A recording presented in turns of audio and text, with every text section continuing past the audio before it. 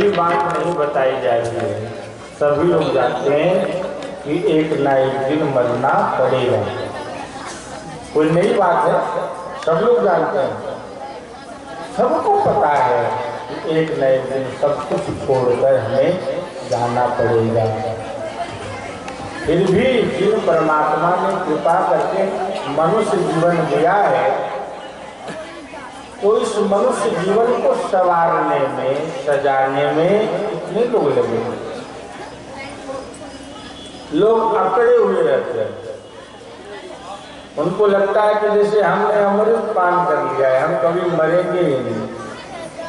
कोई कहता है कि चलो कथा हो रही है, भगवान की कथा सुनो, कथा सुनने से जीवन धन्य होता है। तो क्या कथा सुनना, सब नाटक है, सब नाटक है। जब प्राण अंत होगा मेरे भाई बहन, तब कोई नाटक दिखाई नहीं देगा। वो सत्य है, एक ना एक दिन जाना पड़ेगा। कथा के लिए हमारे पास समय नहीं है। अब इस संसार में समय मिलेगा भी कब? जब तक रहेगी जिंदगी फुर्सत ना होगी काम से। काम से कभी फुर्सत मिलने वाली नहीं है। लेकिन आप लोग बड़े बड़भागी हैं, धन्य हैं। दिन भर आप सारी व्यवस्था घर की करके दिन भर काम करते हैं और रात्रि में भगवान का भजन करने के लिए आए हैं। तो भगवान की बहुत बड़ी कृपा है, क्योंकि गोस्वामी जी ने कहा है कि आपत यही सर अति कठिनाई। इस कथा मंडप में आने में बहुत बड़ी कठिनाई होती है। राम कृपा बिन आई न जाए। जब तक राम की कृपा नहीं होती है, तब तक व्यक्ति चलकर इस कथा मंडप में नहीं आ सकता। आप सब यहाँ आए हैं, बैठे हैं, कथा सुन रहे हैं, यही समझिएगा महादेव की कृपा बरस रही है। क्यों? गृह कारज नाना जंजाला से अति दुर्गम शैल विशाला। घर का कार्य संभालना, व्यवहार संभालना, ये तो नाना प्रकार के जंजाल है, बड़े बड़े पहाड़ है। इसको लांघ कर यहाँ आना संभव नहीं है। जब तक प्रभु की कृपा ना हो तब तक। तो आप यहाँ आए हैं तो प्रभु की कृपा है, और ऐसी कृपा बनाए रखें, ऐसी प्रार्थना करें। मानव जीवन परमात्मा ने दिया है, इसको सजाइए। मानव जीवन को सजाओ, सवारो मनुष्य जीवन को। कैसे सजेगा यह मानव जीवन? कहा है ना, प्रभु की गुणगान गाइए, हर काम करते रहो और भगवान का नाम जपते रहो। इससे आपका जीवन सुधर जाएगा। ऐसा नहीं कि सारा काम छोड़ दो, काम करना भी जिम्मेदारी है। काम को करते हुए भगवान का नाम जपते रहो, और कुछ करने की जरूरत नहीं है। इसलिए कहा है, हरि गुण गा के जीवन बना ले पगला। हरि गुण गा के जीवन बना ले पगला। हरि गुण गा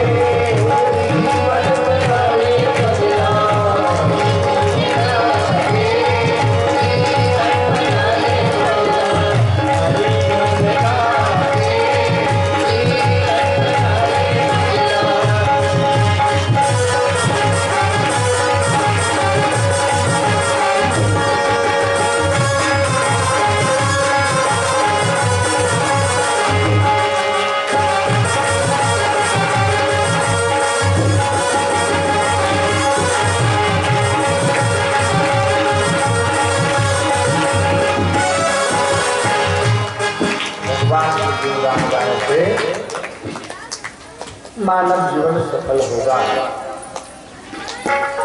तो ध्यान दीजिएगा, परमात्मा ने दिव्य कृपा करके मनुष्य जीवन दिया है और इस जीवन में भगवान का नाम जपिए, भगवान का नाम खूब जपो। और यदि परमात्मा ने दिव्य कृपा करके कुछ संपत्ति दिया है तो थोड़ा दान पुण्य भी किया करें। दान करने से धन की पवित्रता हो। तन पवित्र सेवा किए, भगवान ने जो तन दिया है मानव जीवन तो पवित्र कैसे होगा जानिएगा। तन पवित्र सेवा किए, धन पवित्र कर दान, मन पवित्र हरि भजन सो होत विविध कल्याण। कुछ न कुछ दान भी करते रहे। दान करने से धन की पवित्रता बनी रहती है। आप जितना दान करेंगे उससे कई गुना बढ़कर आपको पुनः प्राप्त होगा। इसलिए जो भी दान करो अपनी शक्ति के अनुसार करो। घर मकान बेचकर दान बिल्कुल नहीं करना। जितना श्रद्धा है, जितनी शक्ति भगवान ने आपको दी है उस मात्रा में आप दान भी करिए। उससे धन की पवित्रता बनी रहती है। जैसे जिस कुएं से जल नहीं निकाला जाता है वो आप सबको पता है कि उस कुएं का पानी पीने के योग्य नहीं रहता है। जिस कुएं का पानी हमेशा निकलता रहता है वह कुएं का जल शुद्ध होता है, पीने के योग्य होता है। इसलिए परमात्मा ने धन दिया है ना, उस निकाल कर दान करते रहिए, वो धन की पवित्रता बनी रहेगी और वह धन आपको सुख देता रहेगा। जितना दान करेंगे उससे कई गुना बढ़कर आपको मिलेगा। किसान भाई यदि खेत में बीज बोने समय कंजूसी कर दे, सड़ा हुआ बीज ला करके जमीन में बोए, कम मात्रा में बोए तो बराबर लाभ नहीं होगा। दिल खोल कर अच्छे बीज बो जमीन में, जितना बोएंगे उससे कई गुना अधिक आप सबको प्राप्त होगा। ध्यान दीजिए, मुझे एक दृष्टांत याद आया है कि एक व्यक्ति था, बड़ा कंजूस था, बड़ा कंजूस, कभी दान नहीं करता था। तो गांव वाले लोगों ने क्या किया, उस कंजूस का नाम रख दिया दामचंद। यही लोग जानते हैं। ब्रह्मलीन राजेश्वरानंद जी का दृष्टांत बड़ा अद्भुत है, समझिएगा, ध्यान से सुनिएगा। जब वो व्यक्ति दान नहीं करता था तो गांव वाले ने उसका नाम दामचंद रखा। चलो हम केवल सामने वाले को सुनाएंगे, पीछे वाले को नहीं।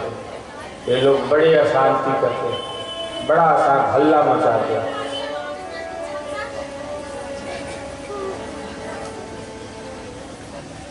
चलो थोड़ा देर हम भी मौन हो जाते हैं, थोड़ा आप सुना दो, वक्ता आप, श्रोता हम, थोड़ी देर के लिए।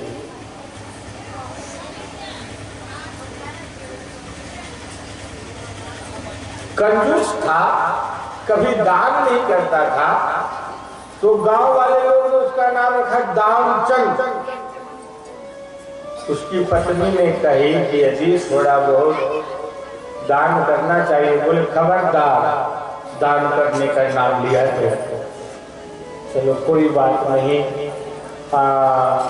माघ महीना का पूर्णिमा है, थोड़ा गंगा स्नान कर लीजिए, जाइए, उस पाप कटेगा। तो व्यक्ति के गांव से 12 किलोमीटर गंगा जी बहती थी। तो व्यक्ति ने कहा कि चलो पत्नी का बात मानना चाहिए, ये हमारी हर बात मानती है तो एक आध बात मैं भी मान लूं। लेकिन 12 किलोमीटर ऑटो बैठ कर कौन जाए, 10 रुपया लगेगा। सोचा कि क्यों ना पैदल चला जाऊं, 10 रुपया तो बचेगा। चला गया पत्नी के कहने से गंगा स्नान करने के लिए। लेकिन सोचा कि गंगा स्नान करूंगा, वहां पंडा जी रहते हैं, दान करो कहते हैं, इसलिए मैं वहां जाऊंगा। कहाँ? जहां मुर्गा घाट है, जहां पे लाश जल्दी थी, मुर्गा घाट था, वो वहां गया। क्योंकि यहाँ पर तो कोई पंडा जी नहीं मिलेगा, यहाँ कोई रहता ही नहीं। लोग अपने घर की सीट खाली करते हैं तो यहाँ का सीट भरता है। तो इतना कंजूस था, गंगा स्नान करने गया लेकिन मुर्गा घाट पे गया। यहाँ कोई पंडा नहीं होगा, स्नान करके हम निकलते बनेंगे, कुछ दान करने की जरूरत नहीं पड़ेगी। लेकिन भगवान ने एक लीला किया। जब दानचंद मुर्गा घाट में गोता लगाया और लगा करके बाहर आया ना, तो स्वयं भगवान परमपिता परमात्मा पंडित के रूप में वहां प्रकट हो गए और कहने लगे, यजमान जी की जय हो, यजमान जी की जय हो। दानचंद ने देखा कि अरे राम, ये मुर्गा घाट पे भी पंडा। बोले हाँ साहब, हम यही रहते हैं और भगवान की कृपा से आप जैसे कोई यजमान आ जाते हैं, इतना दान करते हैं कि महीनों भर का खर्चा चलता है। तो कंजूस दानचंद ने कहा कि तुम गलत जगह फंसे हो, यहाँ कुछ मिलने वाला नहीं, मैं कुछ नहीं देगा, कुछ देने वाला नहीं हूं मैं। भगवान पंडित के रूप में है। बोले साहब कुछ तो देना पड़ेगा, गंगा स्नान करने के बाद दान देना चाहिए। अरे कुछ नहीं मिलेगा, कुछ तो दे दो साहब, कुछ है ही नहीं। 12 किलोमीटर से मैं पैदल चल के आया, 10 रुपया ऑटो वाले को नहीं दिया, तो तुमको दान करो। भगवान ने कहा कि कुछ नहीं है तो सिर्फ संकल्प कर दो बस। ठीक है, एक ढेला दान का संकल्प किया, संकल्प हो गया और वो कंजूस व्यक्ति गंगा स्नान करके वापस घर लौटा। भगवान की लीला भी बड़ी अद्भुत। जब वो यजमान जी घर लौटे तो भगवान भी पंडित के रूप में तुरंत यजमान जी के घर में, यजमान जी की जय हो, यजमान जी की जय हो। तो यजमान जी की पत्नी बाहर आई, देखा कि पंडा जी आए हैं। कहिए बाबा क्या बात है? बोले आपके पति ने दान करने का संकल्प करा करके गंगा जी के किनारे से आए हैं, वो मैं लेने आया हूं, दे दो जो संकल्प किया हो। पत्नी अंदर आई, पति से कहती है कि जी आपने गंगा स्नान किया तो कोई पंडा को दान करने का संकल्प करके आए? बोले हाँ आया तो था, कोई साधु आए हैं मांग रहे हैं। लो, दानचंद ने अपने पत्नी से कहा बोल दो, वो बीमार हो गए, बीमार हो गए, चले जाओ अभी। पतिव्रता पत्नी थी, आई पंडा जी के सामने, पंडा जी वो अभी बीमार हो गए हैं, उनका तबीयत ठीक नहीं है, बीमार है, अभी मिलेगा नहीं, आप चले जाइएगा। पंडा जी ने कहा लो, हमारा यजमान बीमार है और हम चले जाए, ऐसा कैसा होगा?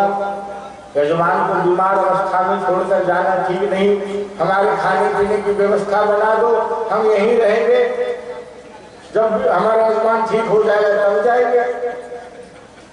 पत्नी अंदर जाके कहती है अजी वो पंडा जी तो कहते हैं कि यजमान बीमार हैं, तो हम कैसे छोड़ करके जाएंगे यजमान को बीमार अवस्था में? वो तो कहते हैं खाने पीने का खर्चा का इंतजाम करो, हम यहीं रहेंगे। दानचंद भी बड़ा अद्भुत था, उसने अपने पत्नी से कहा कि जा तू कह दे कि वो मर गया, जा मर गया वो। पत्नी ने कहा कि ऐसा कैसा कहूं जी, मैं ऐसा नहीं बोल सकती। बोले पगली मैं अपना श्वास रोक करके पड़ा रहूंगा, तो जाके कह दे कि मर गया। और पत्नी भी लाचार हो गई, पति की बात मानी, द्वार पर आया और पंडा जी से कहा, पंडा जी वो मर गए, मर गए, आप जाइए। पंडा जी ने कहा, मेरा यजमान मर गया, मैं चला जाऊं? अरे पूरे गांव बस्ती को बोलना पड़ेगा, इस श्मशान यात्रा की तैयारी करनी पड़ेगी, हमारा यजमान है, हम छोड़कर कैसे जाए? और पूरे गांव में जाकर करके शोर मचा दिया, हमारा यजमान दानचंद आज स्वर्ग सिधार गया। चलो पूरे गांव वाले, पूरी बस्ती इकट्ठा हो गई और दानचंद के पास गया तो वो भी अपना श्वास रोके हुए पड़ा है, मरा हुआ, श्वास को रोक लिया है। गांव वाले ने कहा कि बहुत अच्छा था, बेचारा चला गया। अब अंतिम यात्रा की तैयारी होने लगी। वो बनाया, जो बनाते रंची बनी है और उस पर दानचंद को सुलाया और पत्नी छाती पीट पीट कर रोने लगी, अजी नहीं, मेरा पति मरे नहीं है, वो जीवित है। बोले, तेरा मुंह बोल रहा है देवी, क्या करोगे? ये तो तुम्हारा पति था, तुम्हारा मुंह बोल रही है। एक ना एक दिन सब स्त्रियां जो आई थी उसको पकड़ा कि क्या करोगी, जो होना था वो हो गया, और उसको रंथी पर सुला करके बांधा, कफन वफन सब किए, श्मशान घाट ले गए। और भगवान पंडा के रूप में थे, वो भी सोच रहे थे कि गजब दानचंद है, गजब है। श्मशान घाट चला गया, श्वास रोके पड़ा है, चिता बनाई गई, उस पर सुलाया गया दानचंद को, अब अग्नि लगने वाली है, फिर भी वो आँख खोलता नहीं। भगवान ने सोचा कि अब मुझे ही कुछ करना पड़ेगा। तो भगवान ने लोगों से कहा कि भैया ये हमारे यजमान है, अंतिम समय में कुछ मंत्र बोलना पड़ता है तो मैं थोड़ा मंत्र बोल दूं। भगवान पंडा के रूप में आए थे, दानचंद के कान में जाकर कहते हैं कि आया हूँ वैकुंठ से, तुम हित नाता दो, मैं वैकुंठ से आया हूँ भगवान। और दानचंद को लगा कि शायद कोई भगवान आ गए, अपना आँख खोला दानचंद तो देखा कि वही पंडा जी है, वही पंडा जी। तुरंत नेत्र बंद कर लिया, नहीं। तो भगवान ने कहा कि अब मर जाएगा, कुछ देगा नहीं, मर जाएगा। भगवान कहते हैं आया हो वैकुंठ से, तुम हित नाता जोड़, मांग लो कुछ जो तुम्हें चाहिए। तो दानचंद ने कहा कि बस ढेला दीजो छोड़, जो ढेला देने का संकल्प किया है वो छोड़ दो, बस।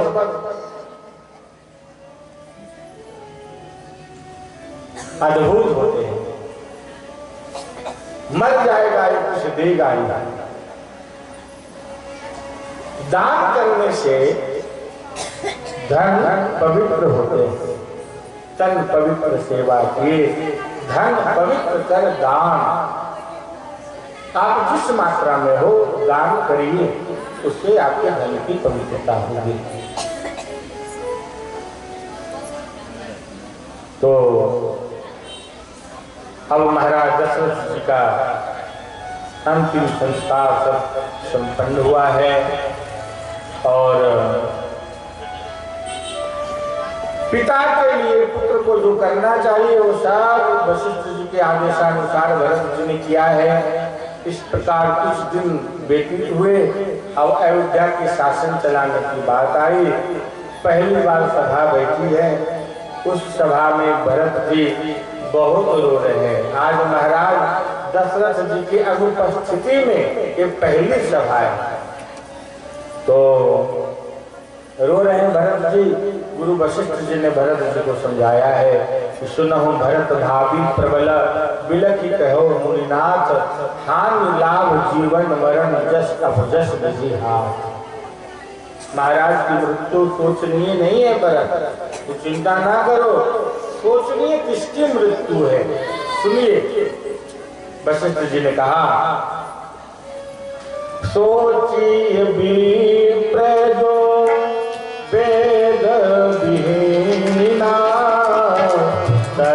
निज धर्म विषय लीला।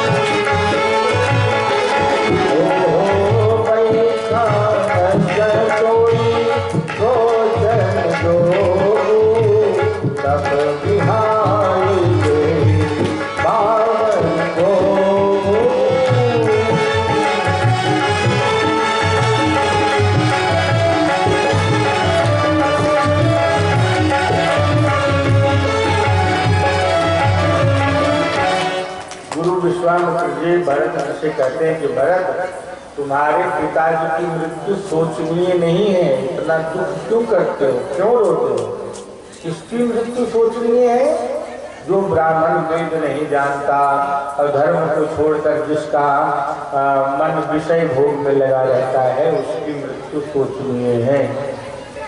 जो बनित धनवान होकर के कंजूस है, उसकी मृत्यु सोचनीय है। जो शुद्र ज्ञान के घमंड से जो तर्क वितर्क करके दूसरों को अपमान करता है, उसकी मृत्यु सोचनीय है।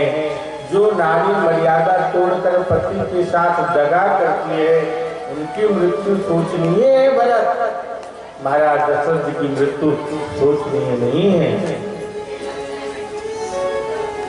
वशिष्ठ जी ने भरत जी से कहा, भरत, महाराज दशरथ के लिए वचनों का मोल प्राणों से भी अधिक था। महाराज ने 2 वचन दिए हैं। प्रथम वचन में भरत को राज्यगादी और दूसरे वचन में राम को वनवास।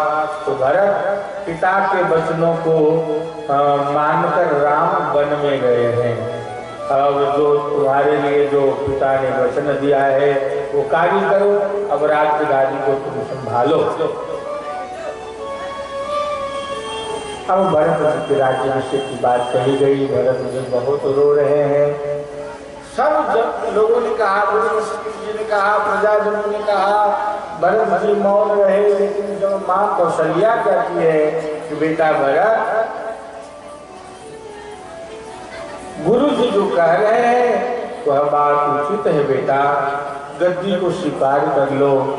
जब कौशल्या जी ने गद्दी पर बैठने की बात कही है तो गोस्वामी जी ने लिखा, शानी सरल रस मात बानी सुनी भरत व्याकुल हुए।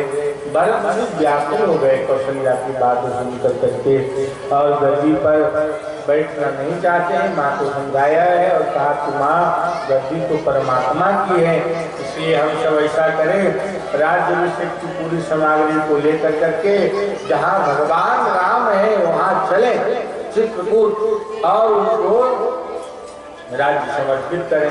फिर वो जैसा कहेंगे लोग कहेंगे वो उचित होगा। सब अयोध्यावासियों को ये बात बहुत अच्छा लगा और सारे अयोध्यावासी और भरत जी शत्रुघ्न जी चित्रकूट के लिए रवाना हो रहे हैं जहाँ भगवान राम हैं। तो राम को मनाने के लिए सब लोग आ रहे हैं। रथ पर बैठे थे सब लोग। भरत जी पैदल चलना चाहते हैं, माँ को उचित नहीं लगा। कौशल्या अम्बा ने समझाया भरत को कि भरत तुम रथ पर नहीं बैठोगे, पैदल चलोगे ना तो सारी जनता पैदल चलेगी और पैदल चलकर राम तक पहुंचना बड़ा कठिन है भरत, इसलिए रथ पर बैठ जाओ। माँ के कहने से भरत शत्रुघ्न रथ पर बैठे हैं। सब कौशल्या अम्बा कैकेयी आज सब तैयार हो गई। अब कैकेयी के माथे पर जो भूत था वो भी उतर गया, वो भी राम जी का दर्शन करना चाहती हैं। बड़ा अद्भुत दर्शन है। अयोध्यावासी सब राम से मिलने के लिए चल रहे हैं। भरत जी बड़े आनंद मग्न हैं। अरे भरत चले चित्रकूट हो रामा, राम को मनाने। भरत चले चित्रकूट हो रामा, राम को मनाने। भरत चले चित्रकूट हो रामा, राम को मनाने।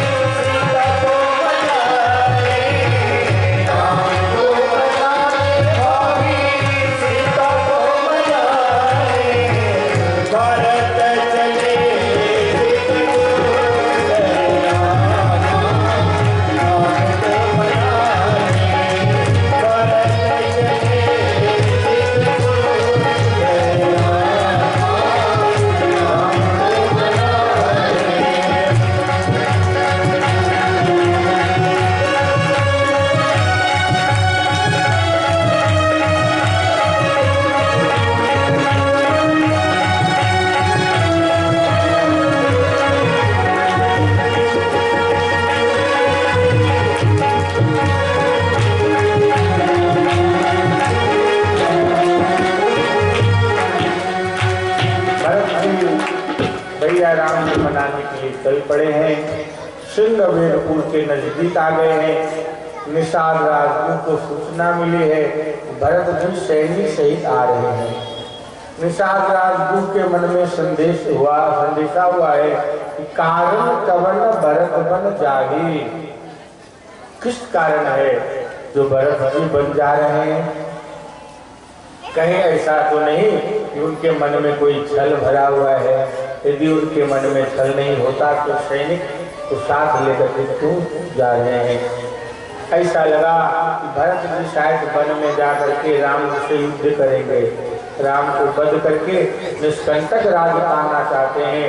इसलिए निषाद राज ने अपने वीरों को ललकारा है कि उठो, जागो, हम केवल राम नाम जपेंगे नहीं, राम के लिए युद्ध भी करेंगे। और सारे धीर लोग हाथ में शस्त्र लेकर करके युद्ध करने के लिए चल पड़े हैं। उसी समय वृद्ध व्यक्ति को छींक आ गई। ध्यान रखिएगा, यदि आप कहीं मंगल कार्य के लिए जा रहे हैं और आपके सामने से यदि कोई व्यक्ति छींक दे तो यात्रा अशुभ होता है? सामने से यदि कोई छींक दे तो समझिएगा कि आप किस काम से जा रहे हैं वो काम बनेगा नहीं। हाँ, लेकिन कोई पीछे से छींके, आप आगे हैं और पीछे किसी ने छींका हो, समझिएगा कि आपका काम बन जाएगा। वृद्ध से पूछा गया कि आखिर इस छींक का फल क्या है? वृद्ध ने बताया कि मुझे ऐसा लगता है कि भरत राम से युद्ध करने के लिए नहीं, राम को मनाने के लिए जा रहे हैं। युद्ध करने जा रहे हैं या मनाने जा रहे हैं ये पता कैसे चलेगा? तो वहां पर 3 वस्तु को लेकर करके निषाद राजगुरु आए हैं। एक पशु पक्षी, दूसरी मछली और तीसरी भेंट फल। कभी कभी आहार से व्यक्ति के स्वभाव के बारे में पता चलता है। भरत जी ने फल फूल को स्वीकार किया तो निषाद राजगुरु को लगा कि युद्ध करने नहीं, प्रभु से मिलने जा रहे हैं। फिर दिव्य स्वागत हुआ भरत जी को। फिर वहाँ से आगे बढ़ते हैं, प्रयागराज में आते हैं। भरत जी का पूरा परिवार, पूरा सैनिक सब प्रयागराज में आए हैं। भरद्वाज ऋषि के आश्रम में मिले हैं। धीरे धीरे वो यात्रा आगे बढ़ रही है और राम को जो गंगा पार हो करके प्रभु पैदल चले थे, वहाँ से भरत जी पैदल चलते हैं। पाँव में फफोले पड़ गए हैं। बहुत अद्भुत तपश्चर्या करते हुए भरत जी चले गए। तो देवताओं को भी अच्छा नहीं लगा। देवराज इंद्र तो भयभीत हो गया कि यदि भरत जी राम जी से मिल लेंगे तो राम जी के भरत के प्रेम के वश प्रभु राम को लौटना पड़ेगा। तो देवताओं ने अपने गुरुदेव से कहा कि आप ऐसा करिए कि राम और भरत का मिलाप ही ना हो, ऐसा कुछ करिए। भरत यात्रा में लोग शामिल हो रहे थे। सारे लोगों की भीड़ बढ़ रही थी। जब इंद्र ने ऐसा भाव अपने गुरुदेव के पास रखा है, बृहस्पति के पास, तो बृहस्पति ने सुनिए देवराज इंद्र को क्या कहा। इंद्र की आलोचना करी बृहस्पति ने और कहा कि सुनो इंद्र, भगवान करुणावान है। यदि तुम भगवान का कोई अपराध करोगे तो भगवान क्षमा कर देंगे, लेकिन भगवान के भक्तों का अपराध करोगे तो भगवान कभी क्षमा नहीं कर सकते। सुनो सुरेश रघुनाथ स्वभाव, निज अपराध रिसाई मटाओ। भगवान का स्वभाव है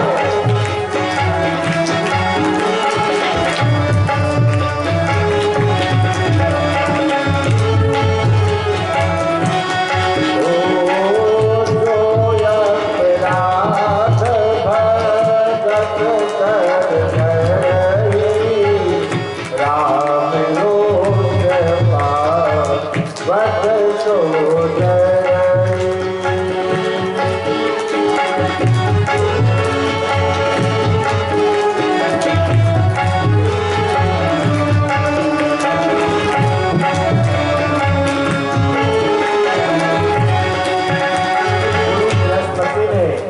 देवराज इंद्र को समझाया कि यदि तुम इस मिलन में कोई विघ्न करोगे तो तुम्हारा कल्याण नहीं है। अब इंद्र भी भरत जी के साथ चलने लगे, बैरी भी हितैषी बन गए। अब भरत राम और भरत का मिलाप होने वाला है। आप लोग कथा में ध्यान रखिएगा और शांति पूर्वक राम भरत मिलाप की कथा को सुनिए। और आज की कथा में अयोध्या कांड परिपूर्ण होने वाला है। अयोध्या कांड को विराम देंगे, उसके बाद अरण्य कांड में प्रवेश करेंगे। कल आप सब ये बताइए, रामचरितमानस में कितने कांड हैं?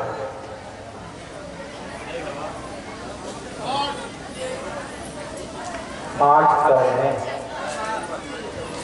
चलो कुछ तो बोला उन्होंने, आप लोग तो मौनी बाबा बन गए हैं। ऐसे हल्ला तो बहुत करते हैं, कुछ पूछा तो बिल्कुल मौन हो गए। बहुत अच्छी बात है। 7 कांड है, बाल कांड, अयोध्या कांड, अरण्य कांड, किष्किंधा कांड, सुंदर कांड, लंका कांड, उत्तर कांड, ऐसे 7 कांड है।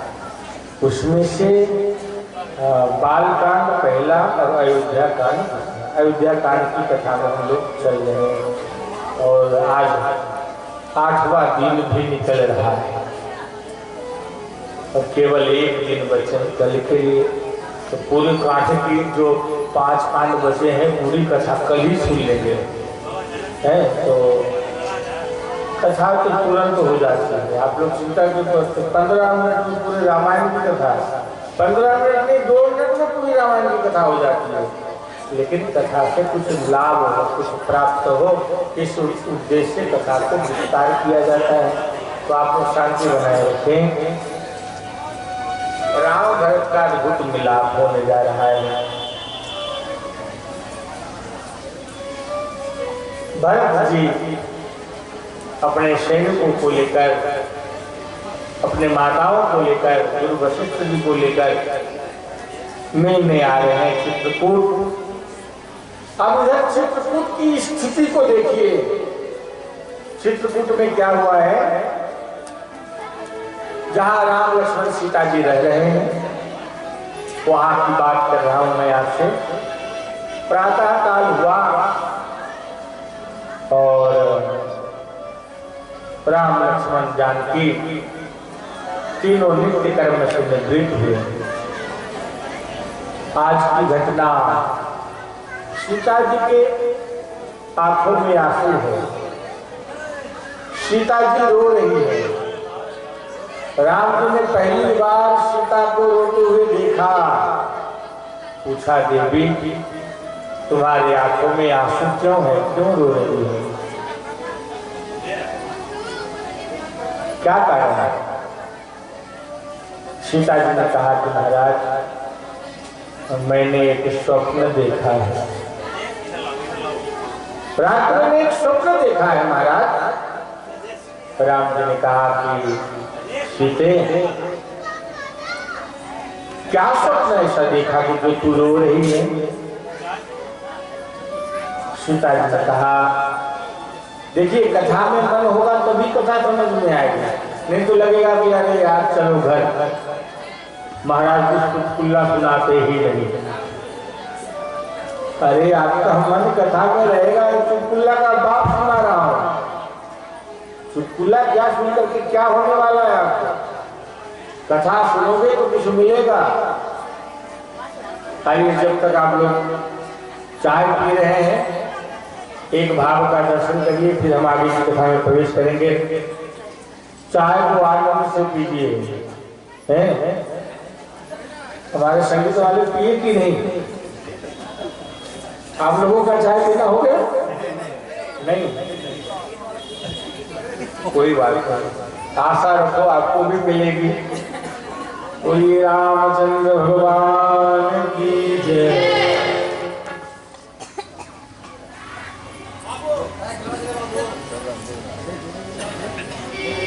नारायणं नमस्कृत्यं नरं चैव नरोत्तमं देवीं सरस्वतीं व्यासं ततो जयमुदीरये।